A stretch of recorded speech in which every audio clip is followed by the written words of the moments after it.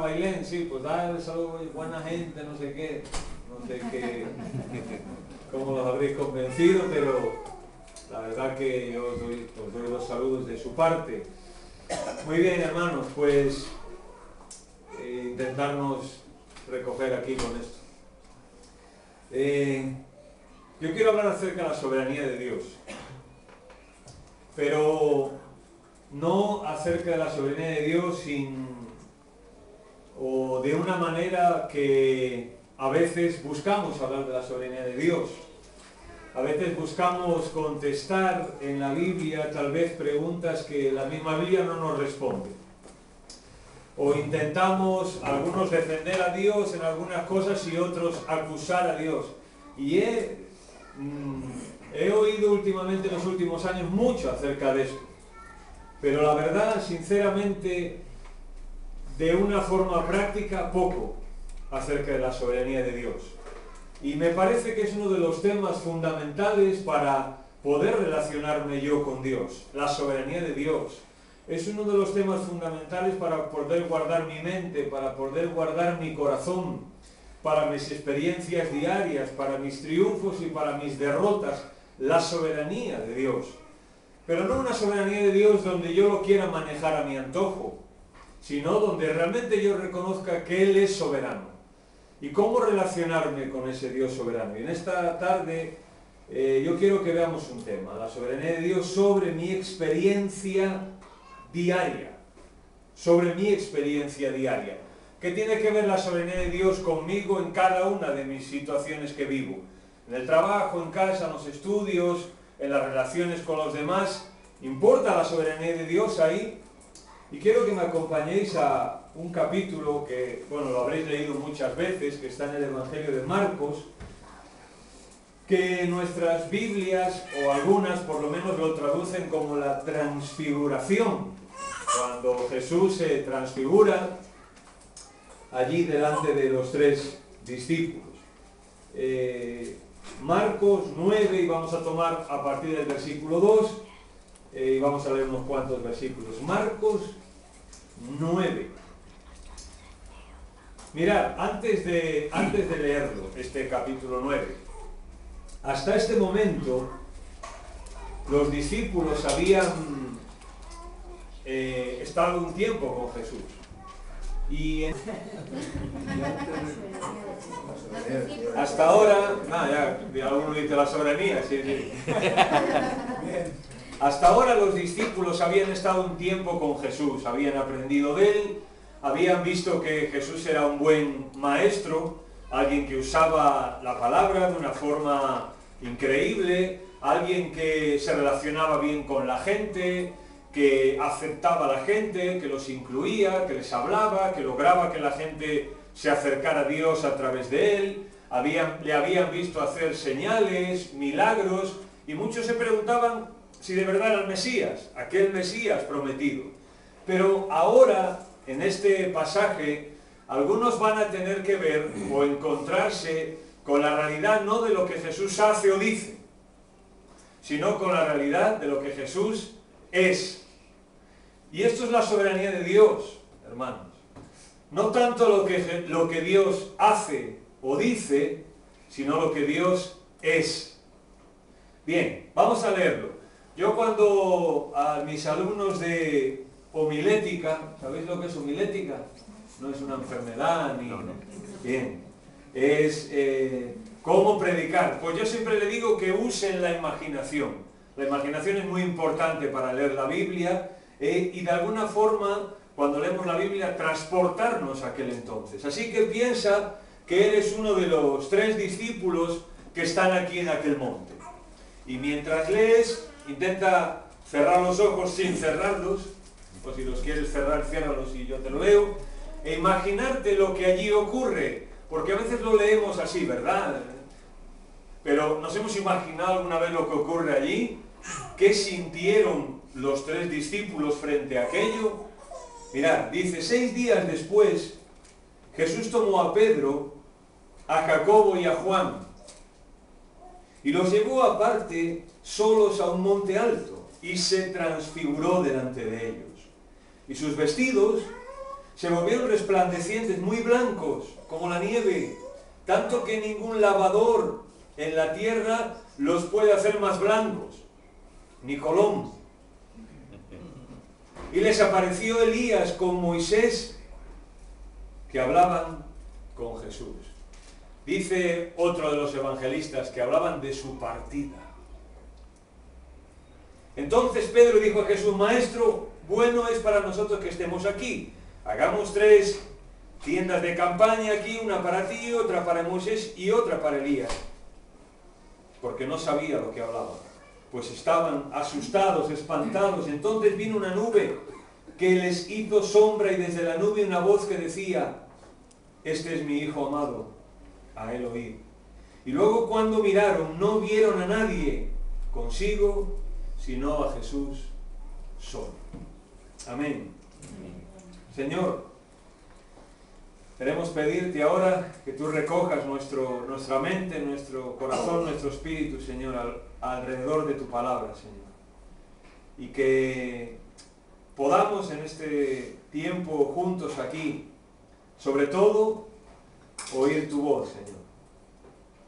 Que no pensemos en alguien que necesita lo que vamos a oír, sino que pensemos en que cada uno de nosotros lo necesitamos, Señor. Muchas veces estamos pendientes de lo que tú dices, de lo que tú haces, pero a veces estamos poco pendientes de lo que tú eres. Oh Dios, muéstranos, Señor, tu soberanía para vivir nuestra experiencia diaria en cada uno de nosotros. Y que tú bendigas tu palabra, Señor. Y que en esta noche no sea voz de hombre la que escuchemos, sino que de alguna forma tú, por tu Espíritu Santo, nos hables a cada uno de nosotros, conforme a nuestra necesidad. En el nombre de Jesús. Amén. Amén. Muy bien, así que ellos tienen que enfrentarse a quién es Jesús. Le han oído hablar, le han oído hacer cosas, ahora de repente suben con él a un monte y Jesús se transfigura. Imagínate, ¿no? Impresionante aquello. Tal vez les recordaría a ellos algunos pasajes del Antiguo Testamento, algunas cosas que los mayores y en la ley y en algunos libros se contaban. Y había algunos que estaban, por ejemplo, si pensamos en qué ocurre hasta aquí, en el contexto, porque para ponerlo en situación, algunos líderes judíos habían dicho, cuando vieron a Jesús hacer milagros, que no los hacía en el poder de Dios, que los hacía en el poder pues de otro cualquiera menos de Dios. Incluso otros se atrevieron a decir, después de verle todo lo que él había hecho, se atrevieron a decirle: bueno, muéstranos una señal. Y tú dices: ¿otra? Pero es que no lo habían visto ya. Y es como decirle: bueno, a ver, algo de verdad, a ver si eres capaz de hacer algo de verdad. Y aquellos líderes blasfeman contra el Espíritu Santo. De tal manera de que ya no había más que decirles, ya no había más que probarles. Y si aquello no le servía, pues ya no le iba a poder servir absolutamente nada más. Y Pedro le confiesa. Pedro dice: Señor, tú eres el Cristo. Tú eres el Cristo. Pero a partir de ahí, Pedro pues tiene mucho que aprender. Porque Jesús le dice que él se va a ir y lo van a arrestar y lo van a matar. Y Pedro lo toma a un lado y le dice: Señor, esto, a ver, entre tú y yo, esto que no te pase, o sea, a ver, Señor, no. Y Pedro sabemos que le dice: apártate de mí, apártate de mí. Y luego les dice a ellos: si alguno quiere venir en pos de mí, niéguese a sí mismo, tome su cruz y sígame. Yo, entre paréntesis, si quieres una definición entre muchas que pueda haber de la soberanía de Dios de una forma práctica, piensa en esto. O sea, ¿qué es la soberanía de Dios? Cuando Dios te dice: si quieres seguirme, niégate a ti mismo, toma tu cruz y síguelo. Y ahora es cuando Jesús dice, anuncia a algunos de los que están ahí, no van a morir sin ver el reino de Dios, y ya tenemos esto. Por tanto, la soberanía de Dios no empieza en lo que yo hago, sino en lo que yo soy. Así es. Vivir la soberanía de Dios no es solo vivir haciendo lo que Él quiere, no es solo vivir obedeciendo lo que Él quiere, sino es viviendo lo que ya soy, su hijo. Muchas veces estamos más pendientes a ver qué tenemos que hacer, a ver cómo podemos vivir la vida cristiana, a ver cómo podemos comportarnos como hijos de Dios, ¿verdad que sí que lo hacemos? Y eso está bien, pero ¿sabes lo primero que te dice la Escritura? Es no tanto qué tienes que hacer como hijo de Dios, o no, Dios no te dice tanto, uy, mira, si haces esto, vas a demostrar que eres un hijo de Dios. Lo primero que te dice Dios es, eres mi hijo, eres mi hija. Eso es lo primero que Dios hace. Y creo que aquí en este pasaje podíamos ver, ¿no? Antes de las 10 terminamos. Algunos principios, 4 principios quiero que veamos, sobre la soberanía de Dios en mi experiencia diaria aquí en este texto. Primero,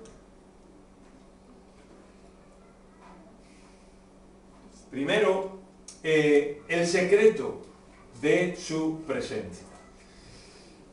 Jesús, cuando quiere mostrarse a algunos de los discípulos tal y como Él es, su gloria, su soberanía, su majestad, su santidad, los toma aparte. Y allí se les muestra el secreto de su presencia. Los llevó aparte solos a un monte alto. Mirad, hermanos, Dios no es una religión. Nos hartamos de decirlo, ¿verdad? Dios no es una idea, no es un concepto, ni siquiera es una iglesia, Dios. Ni siquiera son 4 paredes. Dios es Dios. Y tenemos que entender lo que implica en cuanto a la soberanía de Dios en mi experiencia diaria, el secreto en su presencia. Por ejemplo, Jesús, antes de orar por sus hijos y por sus hijas, en Juan 17, el capítulo empieza diciendo, Jesús dice, y esta es la vida eterna. ¿Cuál? ¿En qué consiste la vida eterna? En que te conozcan a ti, el único Dios vivo y verdadero. Fíjate que no dice que conozcan lo que tú haces, lo que tú dices. No. Que te conozcan a ti, el único Dios vivo y verdadero, y a Jesucristo a quien has enviado. Si recordáis, en teología o en doctrina, digamos, hay unas cosas que se llaman pasajes montaña. Y se le llaman pasajes montaña por su importancia. Y en el Antiguo Testamento hay uno que es Éxodo 19, donde, recordáis, el pueblo ha salido de Egipto, va hacia la tierra prometida, llegan al Sinaí. Y allí Dios se va a convertir en el Dios de ellos. Los ha sacado por mano de Moisés de Egipto y Dios se va a convertir en su Dios. Y les va a dar la ley, la constitución, y les va a prometer una tierra, y les va a decir que son sus hijos, y que si le obedecen y guardan sus mandamientos serán especial tesoro y un pueblo santo para Dios. Y que eso tienen que guardarlo ¿dónde? En sus frentes y en las puertas y en todos los sitios, y enseñarlo a sus hijos y a los hijos de sus hijos. Y que cuando alguien les pregunte puedan decir eso. ¿Estáis conmigo aquí? Bien. Pues lo primero que le dice Dios es, Moisés, quiero que sepan una cosa primero.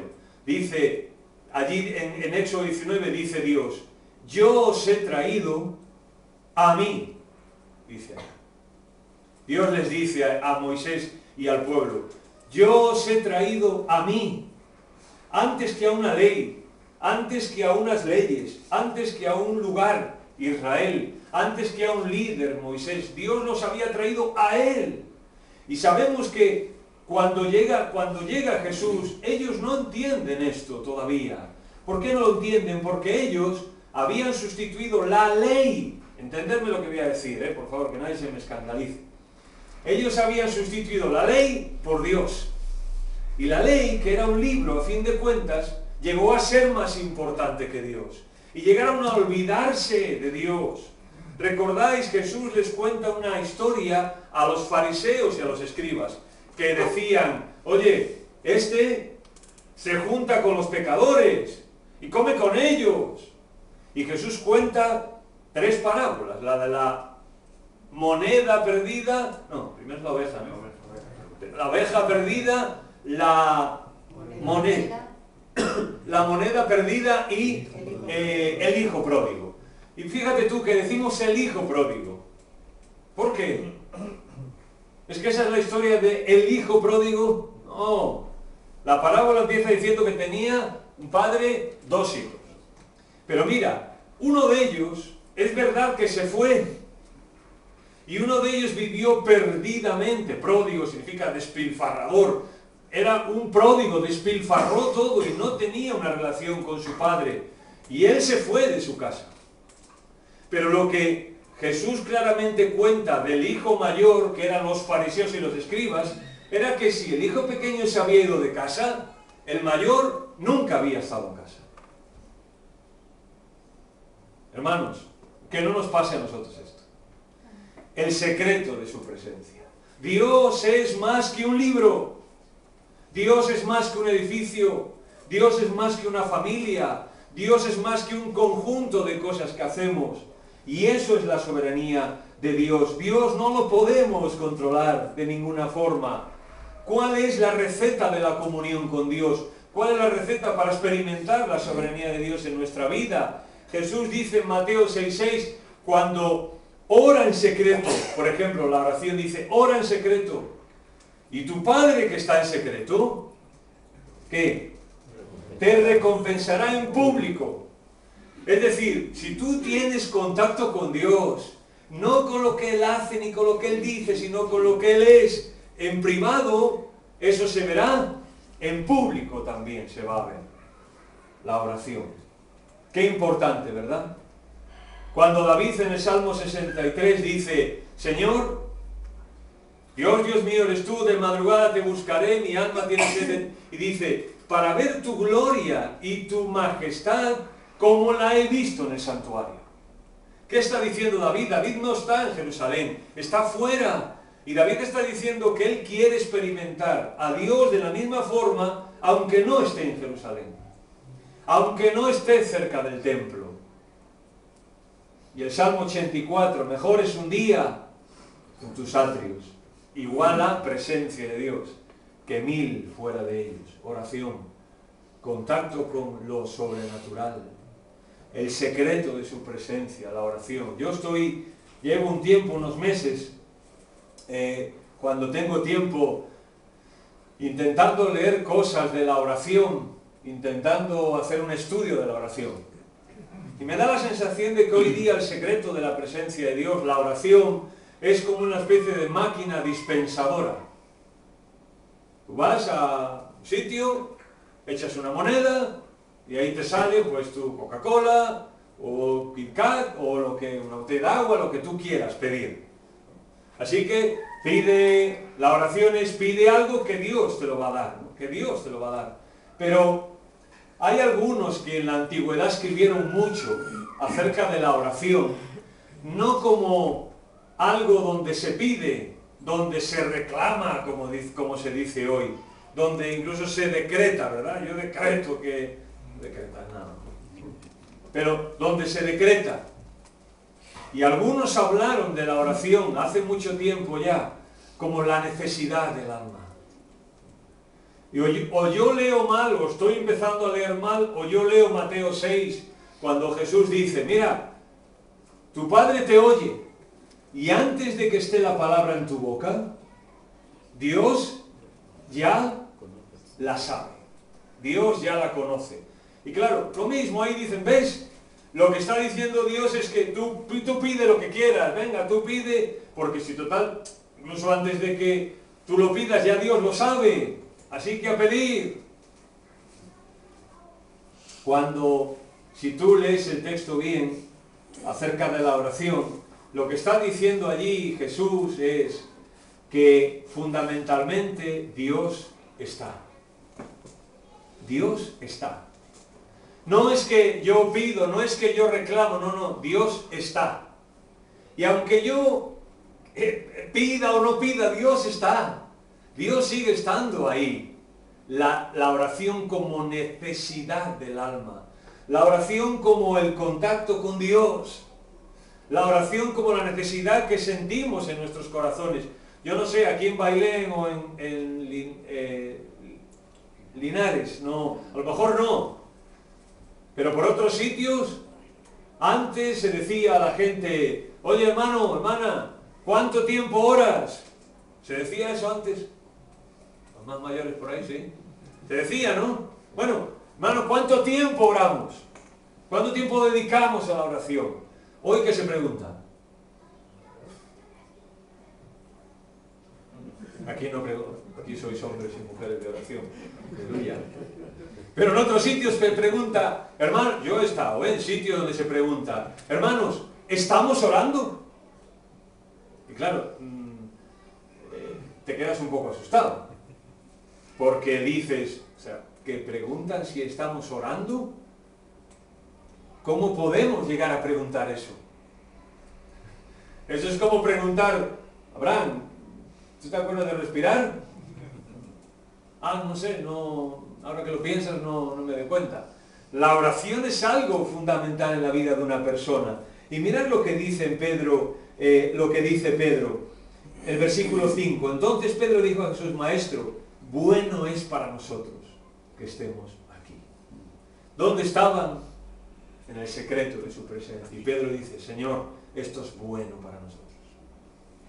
Esto es bueno. Esto es agradable, Señor. Esto es bonito que estemos aquí. Déjame decirte que no solo para Pedro, también para ti, para mí es bueno que estemos en la presencia de Dios. Es bueno que para nuestra familia, para nuestros hijos, para nuestros matrimonios, para nuestras casas, para nuestros hogares, que estemos en la presencia de Dios. Un profesor mío que ya se jubiló hace un par de años, con 80 años, él decía que él, desde que terminó su carrera universitaria, empezó a servir al Señor, pues a lo mejor con, no sé, 25, pongamos, hasta los 82, 83 años. 60 años sirviendo al Señor. Y él decía que hubo algo, fundamentalmente hubo algo, que le hizo decidir toda su vida servir al Señor. ¿Sabéis cuál fue? Él vivía, o todavía vive, en Nueva Zelanda. Y él decía que cuando él se levantaba en algún momento, por la mañana o por la noche, o iba al baño, o lo que sea, en algunas circunstancias, en muchas ocasiones, siendo un niño muy pequeñito, veía entre la puerta entornada, veía a su padre orando de rodillas. Y mencionando en alto, pues él se llamaba Guillermo y tenía una hermana, me acuerdo, no me preguntes el nombre de la hermana porque no es María. Pues él recuerda que él escuchaba a su padre orar por Guillermo y por María. Y recuerda a su padre también a veces llorar y pedirle perdón al Señor por cosas que habían pasado, por cosas que habían ocurrido. Y eso transformó la vida de un niño, de un padre que entendía que vivir en la soberanía de Dios no es tanto en lo que Dios dice o en lo que Dios hace, sino en lo que Dios es para él. Segundo lugar,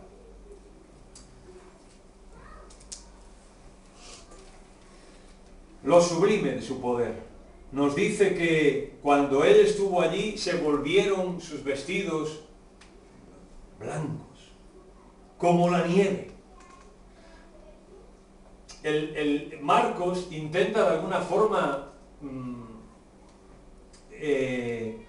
poner en palabras lo que posiblemente es muy difícil, de cómo explicas tú cómo una luz allí, no sé qué ocurrió. Pero quiero que me acompañéis porque hay un pasaje en 2 Pedro 1, que Pedro relata lo que allí ocurrió. ¿Y por qué es muy importante 2 Pedro 1? Porque aquí en Marcos 9, por ejemplo, tenemos el relato en sí. Pero 2 Pedro 1 es la interpretación apostólica de lo que allí ocurrió. Por eso es importante. Porque Pedro ya no se interpreta las cosas, no las cuenta, sino que lo interpreta. ¿Entendéis lo que...? ¿O me explico? Yo sé que vosotros no entendéis, pero ¿me explico? Bien, dice allí el versículo 17, 16, pero porque, fijaros que, es que ya solo tendríamos que estar todo el rato aquí hablando de eso, pero dice el versículo 16, porque no os hemos dado a conocer el poder y la venida de nuestro Señor Jesucristo siguiendo cuentos, sino como habiendo visto con nuestros propios ojos su majestad. Porque cuando Él recibió de Dios Padre honra y gloria, le fue enviada desde la magnífica gloria una voz que decía, este es mi Hijo amado en el cual tengo complacencia. Y nosotros oímos esa voz enviada del cielo cuando estábamos, ¿dónde?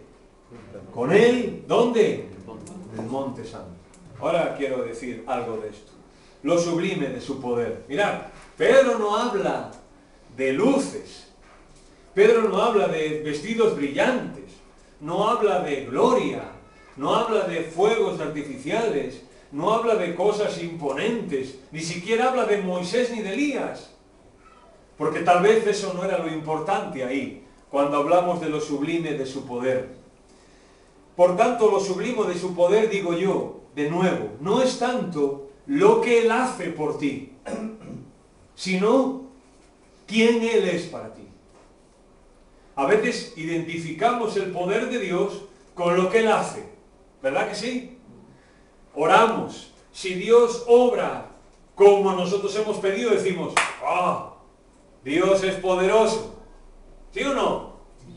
Me veo un poco dormido, ¿no? Pero si Dios no hace lo que nosotros queremos, ¿qué pasa? Ya como que damos un paso atrás. Pero lo importante en lo sublime de su poder no son tanto los dones que Él nos da, sino el dador de los dones. No tanto lo que hay en la mano lo que pueda haber en la mano, sino de quién es la mano. Él no es poderoso por lo que hace, sino por lo que es. Eso es poderoso. Él no es soberano por lo que hace, sino por lo que es. Espero que me estéis entendiendo en esta noche. Él no necesita una enfermedad, una necesidad para mostrar su poder.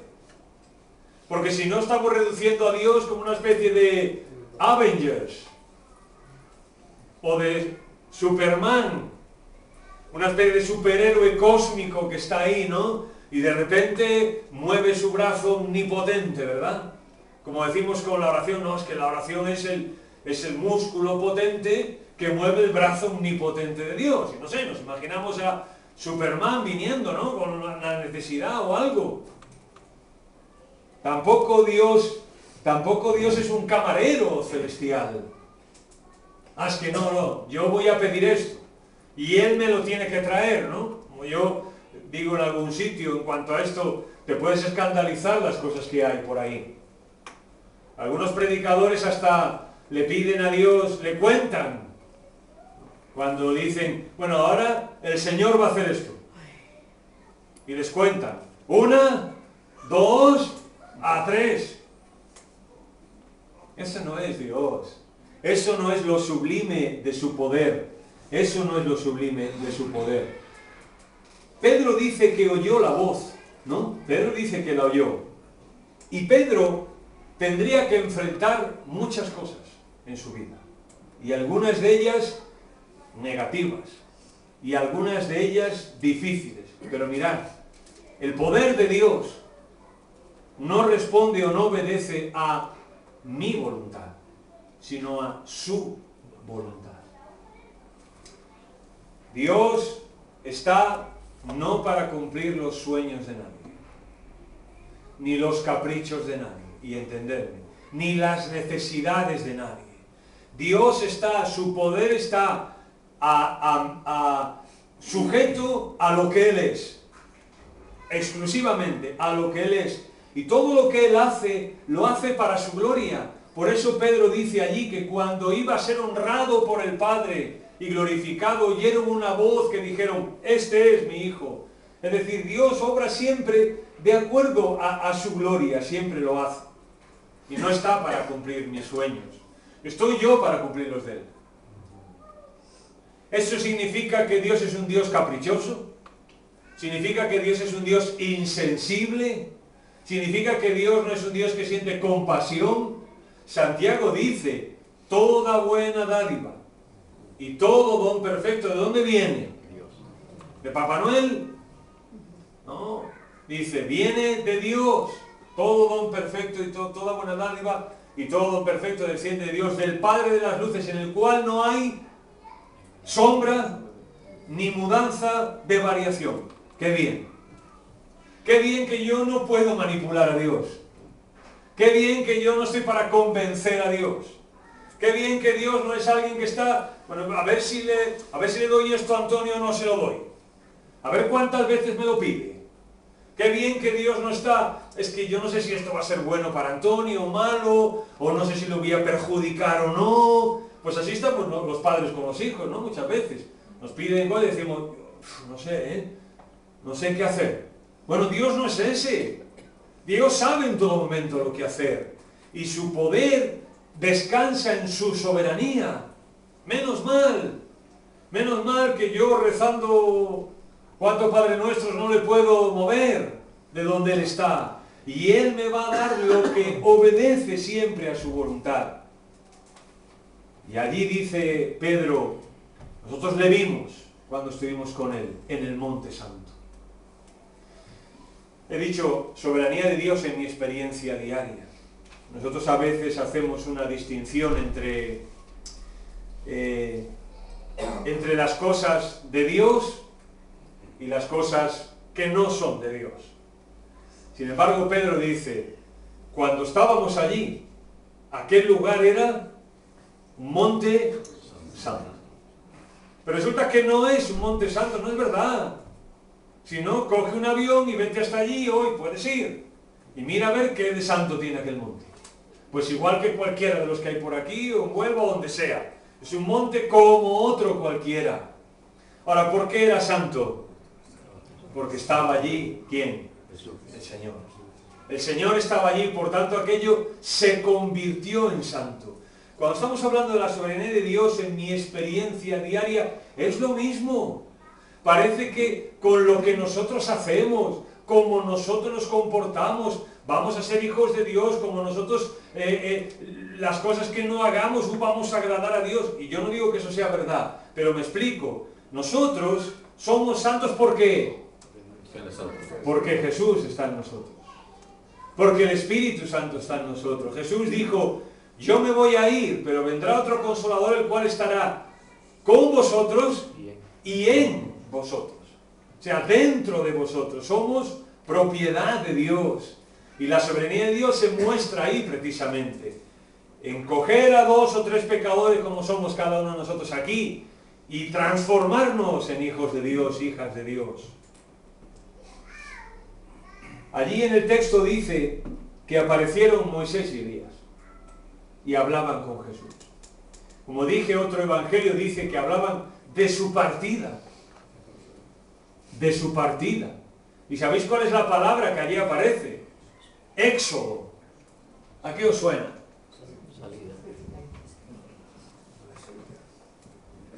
¿Quién estaba allí con el pueblo de Dios cuando salieron? Pregunta de escuela dominical. Moisés. Y los sacó de allí. Moisés era el prototipo del Mesías, era el líder. Y el pueblo de Dios estaba esperando ese Mesías, ese líder, ¿no? Que los sacara de allí. Moisés y Elías hablando de su partida, hablando de su éxodo. Y yo digo, Moisés y Elías están allí. Sus hijos no mueren. Los hijos y las hijas de Dios no mueren. Un día nos veremos. Y si te han precedido seres queridos, pues los vas a ver. Yo tengo una madre y 2 hermanos. Pues allí los voy a ver. Y vamos a estar allí. Y otras personas muy queridas. Y sus hijos de Dios, los hijos de Dios están allí y les sirven. ¿Quién dijo que Moisés no entró en la tierra prometida? ¿Quién dijo que no entró en la tierra prometida, Moisés? Aquí está, aquí. Y es Moisés. Y está en la tierra prometida. Y lo sublime de su poder abre un abanico increíble ante nosotros. Porque si Moisés está ahí, quiere decir que Dios no limitó la vida de Moisés a sacar a un pueblo caprichoso y cabezón de allí y aguantarlos durante 40 años. No limita a eso. Ni a Elías de perseguir a unos profetas y andar escapando de otros y ahí pasándolas mal. No, la eternidad se abre ante nosotros cuando hablamos de lo sublime de su poder. Allí están Moisés y Elías. Es decir, ¿vale la pena vivir en la soberanía de Dios cada día? Claro que vale la pena, porque aquí no se acaba todo. Pablo, que no la pasó muy bien también, dice en Romanos 8:18, estoy seguro que las aflicciones del tiempo presente no se pueden comparar con la gloria venidera que ha de manifestarse cuando Jesucristo sea revelado. Hermanos, un día esto que vivimos aquí se acabará y nuestras dudas de la soberanía de Dios y de todo eso se acabarán. Se acabarán. Y un día vamos a entrar allí en el cielo. Y vamos a entrar por los portales del cielo, ¿verdad? Y darnos cuenta de lo que es de verdad la soberanía de Dios. Como le pasó a Abraham, aquel hombre que estaba allí viendo todo aquello de lejos y saludándolo. Bueno, pues un día iba a entrar allí. Y Hebreos 11 dice que por lo cual Dios no se avergüenza de llamarse Dios de ellos, porque les ha prometido una ciudad. Lo sublime de su poder no es que Dios ande cumpliendo mis caprichos aquí y ahora. Lo sublime de su poder obedece a que la eternidad se abre ante mí. Y cuando un día nosotros lleguemos al cielo y lleguemos a su presencia, no nos vamos a avergonzar ni nada que se le parezca, porque allí Hebreos dice, Dios no se avergüenza de llamarse Dios de ellos. Como si Dios tuviera que decir, hombre, José Luis, fíjate tú lo que te he hecho yo pasar y a lo que te he hecho renunciar para darte esto, ¿no? Pues vaya, se me cae la cara de vergüenza. No, al revés. Cuando veamos aquello, creo que al que se nos va a caer la cara de vergüenza es a nosotros. Y que hemos estado aquí por lo sublime de su poder, por ninguna otra razón. A ver si se nos quita la cabeza ya. Porque cuando aquellos que entienden y son enfrentados a la soberanía de Dios, Apocalipsis, y fueron hombres y mujeres que hicieron cosas para Dios, cuando llegan ante el Señor, ¿qué hacen con aquello? A sus pies. Lo tiran a sus pies. Lo tiran a sus pies. Ánimo, porque la eternidad se abre ante nosotros. Y a veces Dios tiene estas maneras de abrirnos a veces una ventana a todo esto. Tercero, vamos bien de tiempo, ¿no? Okay. Tercero, la sabiduría de su palabra. Mirad el versículo 7. Entonces una nube que les hizo sombra, y desde la nube una voz del cielo que decía, este es mi Hijo amado, a él oíd. Siempre cuando veáis un entonces, prestadle atención, porque un entonces es como que te está diciendo, se ha dicho algo antes, ¿no? Ahora, entonces, claro, es un término de conclusión. ¿Sí, profe? Consecuencia. Consecuencia. No pasa nada. Para siendo más exacto. Bien. ¿Por qué dice aquí, entonces vino una nube del cielo que desde que les hizo sombra y desde la nube una voz que decía, este es mi Hijo amado, a él oí? Porque ¿qué están diciendo antes ellos? Están diciendo, Señor, es bueno que hagamos aquí para nosotros unas enramadas y estemos aquí, y ya está, y de aquí no nos movemos. Y el texto dice, pero no sabía lo que decía. Entonces Dios dijo, este es mi Hijo amado. Yo no puedo leer esto se me hace difícil pensar, sin pensar que ellos ya habían llegado a sus propias conclusiones. Ya habían hecho sus planes, sus propias, ya se habían hasta organizado de lo que iban a hacer. Y no puedo dejar de pensar en decir, bueno, Pedro, ¿por qué no le has preguntado al Señor? A ver, los demás, es que a ninguno se os ha ocurrido decirle, Señor, ¿qué hacemos ahora? ¿Esto para qué es? Señor, ¿qué nos quieres enseñar? ¿Qué tenemos que hacer con esto? No le preguntan y ya llegan a sus propias conclusiones y es el Señor el que tiene, digamos, que corregirles y decirles, mirad, este es mi Hijo amado, a él oíd. Pero cuando pienso en ellos, pienso en mí también. Pienso en mí. Porque cuando hablamos de la sabiduría de su palabra, hermanos, ¿quién es sabio de verdad? Lo vuelvo a preguntar. ¿Nadie? Dios. Hay uno. Solo Jesús. Dios. Solo Dios. Y la Biblia nos dice que tengamos cuidado con ser sabios en nuestra propia opinión. Porque esas personas Dios los desestima. Él no considera aquel que se cree sabio en su propia opinión. La sabiduría de su palabra. Personas aquí que habéis ya más mayores, vuelvo a insistir, no es porque os quiera recordarlo, pero antes, cuando hablábamos de la palabra, se hablaba de la palabra, punto. Hoy, cuando hablamos de algún tema de la Biblia, como no sabemos, como no la leemos muchas veces, como no la estudiamos, como no nos enfrentamos a ella, pues ante un tema decimos, hombre, yo creo que, yo opino que debe ser así. Hombre, la Biblia ahí dice eso, pero las circunstancias dicen otra cosa. Hace poco yo le dije a una persona algo, esta persona iba a ir a determinado sitio y le digo, hombre, Antonio, estamos en el siglo XXI. Le digo, ¿qué más da? No, pero es que la Biblia, hombre, dijo eso, pero estamos en el siglo XXI, me dijo. Y le digo yo, vamos a ver, fulanito, si, por poco me sale el nombre, inconscientemente ya, le dije, fulanito, si algo es verdad, era verdad hace 2000 años y es verdad hoy. Si no es verdad hoy, no fue verdad hace 2000 años y nunca fue verdad. La sabiduría de su palabra. A nosotros se nos llamaba, ¿cómo? El pueblo del libro, ¿o cómo? La gente del libro, el pueblo del libro. ¿Cómo nos llaman hoy? Aquí igual que antes. Preguntamos, hermano, ¿estamos leyendo la Biblia? ¿Verdad? ¿Estamos leyendo la Biblia, hermanos?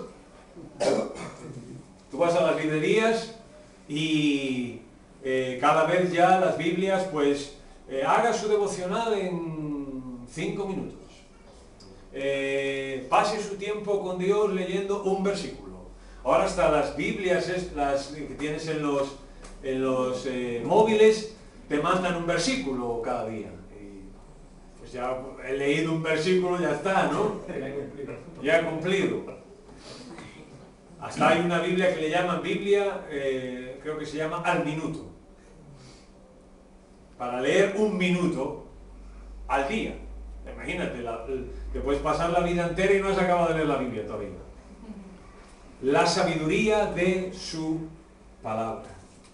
La soberanía de Dios en mi experiencia diaria. ¿Dónde nos enseña Dios su soberanía? En su palabra. no en lo que nosotros pensamos, no en lo que nosotros creemos, sino en lo que la palabra de Dios nos dice. Ahí está siempre.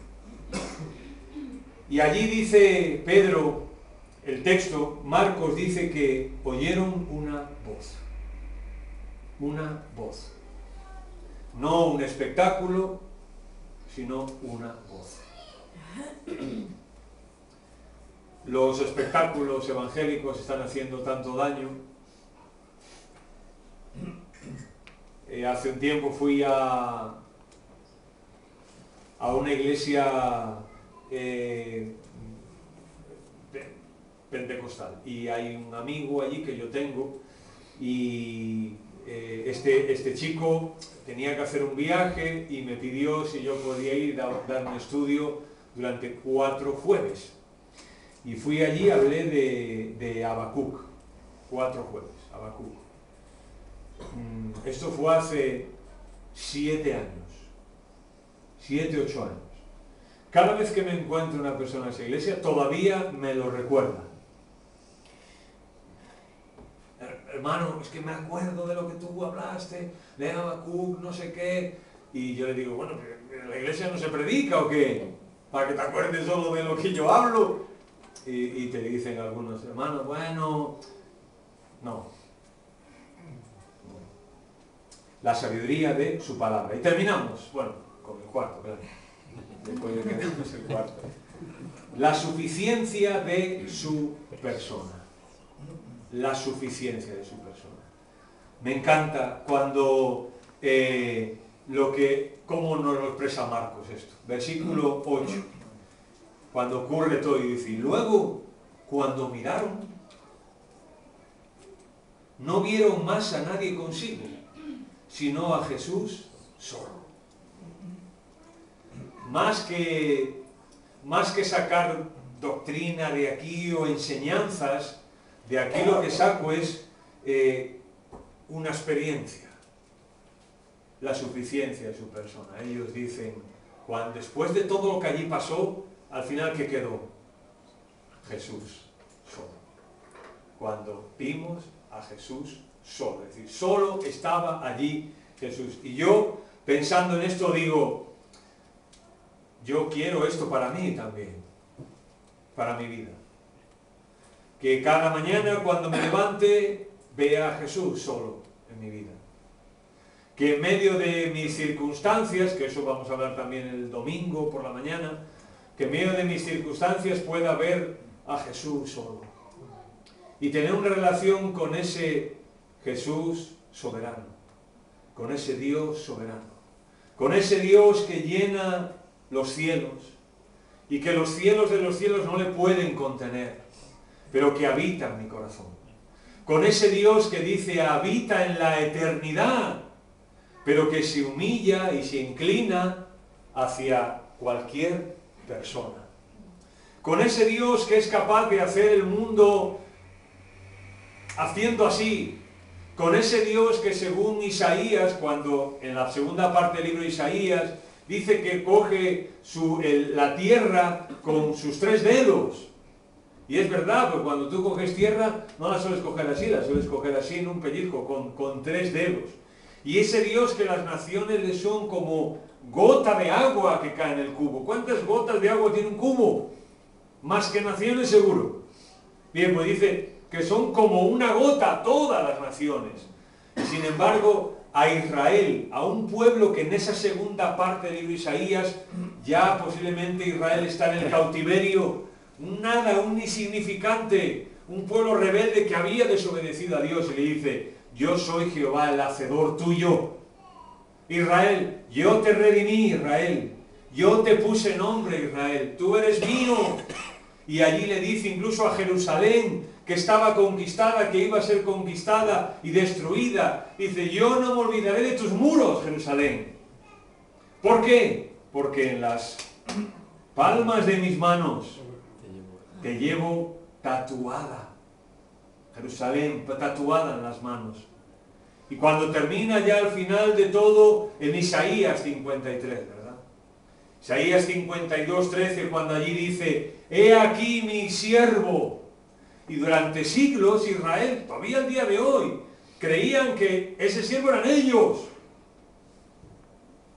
Nosotros somos el siervo de Jehová. Y fíjate lo que hemos sufrido, hasta que llegamos al Nuevo Testamento y a Jesús cumpliendo al pie de la letra todo aquello, la suficiencia de su persona, y enseñándole a Israel que ya no era cuestión de ir a un sitio, que ya no era cuestión de leer algo, que ya no era cuestión de obedecer algo, que ya no era cuestión de ofrecer un sacrificio. Y cuando Juan, el bautizador, allí en aquellas palabras tan bonitas, ¿verdad? Cuando ve a Jesús dice, este es el Cordero de Dios que quita el pecado del mundo. Decidme si eso no es soberanía. Eso sí que es soberanía. Cuando yo puedo relacionarme con Dios en mi experiencia diaria, sabiendo que Dios no ha disimulado mi pecado, no lo ha escondido, no lo ha medio quitado del medio, no, lo ha quitado. Ya el Antiguo Testamento, profecías, ¿no?, acerca de esto, e insinuaciones de que como los cielos son altos, así Dios hará alejar de vosotros vuestras rebeliones. Y yo hoy puedo levantarme cada mañana y acostarme y ver a Jesús. No verme a mí. No empezar a discutir, voy a ver, Jesús será esto, será lo otro, no sé qué, no sé cuánto. No. Sino verle a Él como el soberano sobre mi experiencia diaria. Sobre mi experiencia diaria. Claro, lo que pasa es que vivimos una contradicción diaria. Y a veces estamos bien, pero a veces estamos mal. Y a veces somos capaces de verle, y a veces no somos capaces de verle. Y a veces somos capaces de tener fe, y a veces no tenemos fe. Y a veces decimos, qué impresionante el Señor, cómo Él obra y cómo Él es todopoderoso. Y a veces pensamos, ¿dónde está Dios? Que no está haciendo nada.